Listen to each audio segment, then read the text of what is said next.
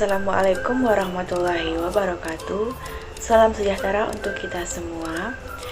Di video kali ini, saya akan mempresentasikan sebuah materi yang berjudul paragraf.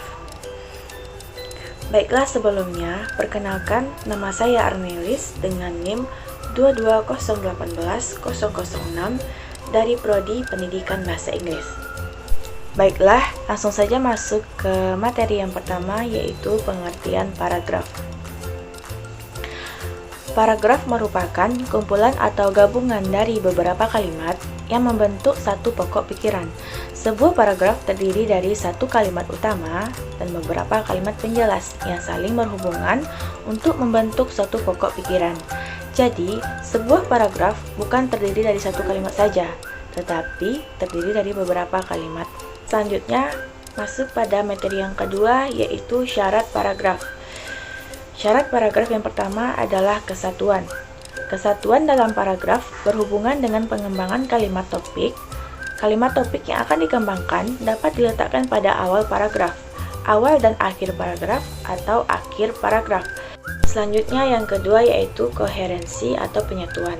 Suatu paragraf dapat dikatakan koheren apabila terdapat kekompakan kalimat yang satu dengan kalimat yang lainnya di dalam sebuah paragraf. Yang ketiga adalah pengembangan. Panjang suatu paragraf ditentukan oleh keluasan topik paragraf itu sendiri. Bila topik itu agak luas, maka kalimat penjelasan yang digunakan sesuai dengan tuntunan. Dan yang terakhir atau yang keempat adalah susunan yang terpola. Susunan yang terpola ada tiga, yaitu susunan kronologis, susunan ruang, dan susunan logis. Materi selanjutnya adalah struktur paragraf. Struktur paragraf yang pertama adalah kalimat topik.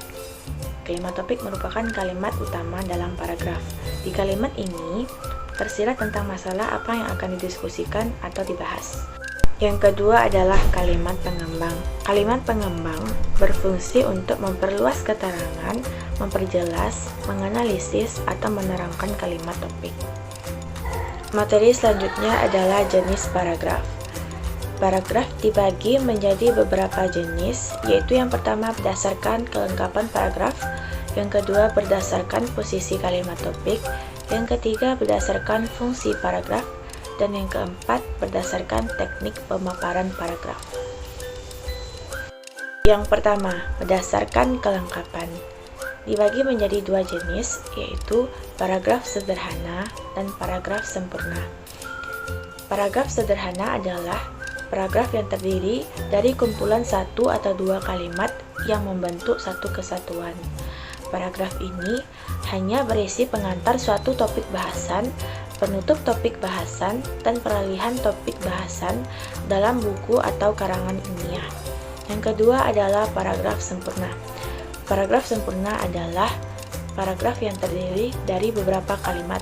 Biasanya kalimat dalam paragraf sempurna terdiri dari topik bahasa paragraf, sedangkan beberapa kalimat lainnya menjelaskan topik bahasan paragraf. Selanjutnya yang kedua yaitu berdasarkan posisi kalimat topik. Ada 4, yaitu yang pertama, paragraf deduktif. Bila kalimat pokok ditempatkan pada bagian awal paragraf, akan terbentuk paragraf yang bersifat deduktif. Yang kedua yaitu paragraf induktif. Bila kalimat pokok ditempatkan pada akhir paragraf, akan terbentuk paragraf induktif. Dalam paragraf ini, penulis menguraikan penjelasan terlebih dahulu, barulah diakhiri dengan pokok pembicaraan. Yang ketiga, paragraf deduktif induktif. Bila kalimat pokok ditempatkan pada bagian awal atau akhir paragraf, maka akan terbentuklah paragraf campuran. Yang keempat adalah paragraf penuh kalimat topik. Seluruh kalimat yang membangun paragraf sama pentingnya sehingga tidak ada satupun kalimat yang khusus menjadi kalimat topik. Kondisi demikian ini bisa terjadi akibat sulitnya menentukan kalimat topik karena kalimat yang satu dengan yang lainnya sama-sama penting. Selanjutnya yang ketiga adalah berdasarkan fungsi paragraf. Terbagi menjadi 3. Yang pertama, paragraf pembuka. Paragraf pembuka berfungsi mengutarakan satu aspek pokok pembicaraan dalam karangan.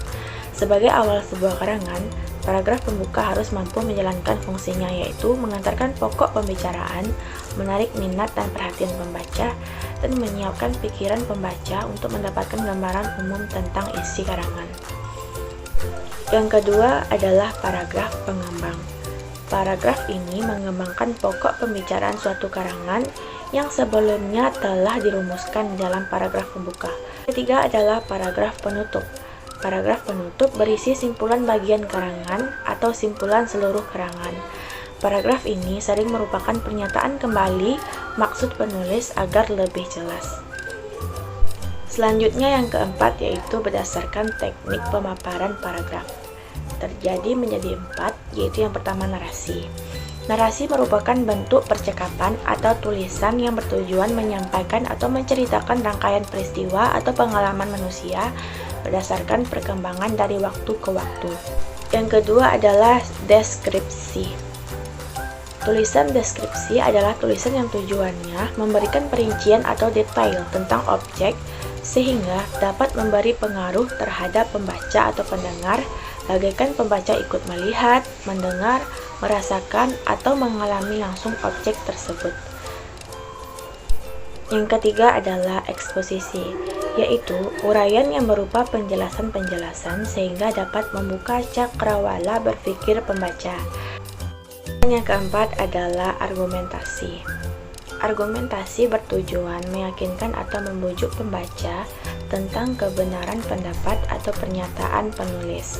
Baiklah, itulah hasil presentasi saya dengan tema paragraf pada video kali ini. Dan sampai jumpa. Assalamualaikum warahmatullahi wabarakatuh.